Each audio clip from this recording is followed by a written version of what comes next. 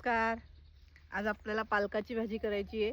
त्यासाठी पालक तोडायला मी आलेले आहे.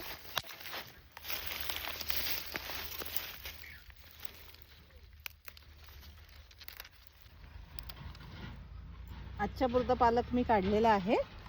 छान कोवळा आणि मुख्य म्हणजे ताजा, कुठलीही फवारणी नसलेला रसायनमुक्त पालक आपल्याला छान मिळालेला आहे. त्या भाजी बरोबर अजून काय करावे हा विचार असतानाच एक छान काकडी दिसलेली आहे मला.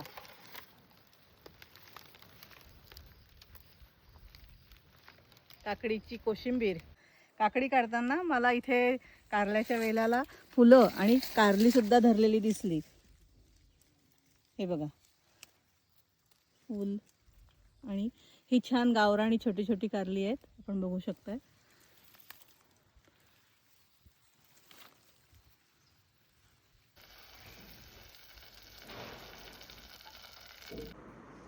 आज सकाळी आपण ताज्या तोडलेल्या पालकाची पातळ भाजी, काकडीचे काप आणि आधीच्या बॅचमध्ये तोडलेल्या कारल्याची काचऱ्या.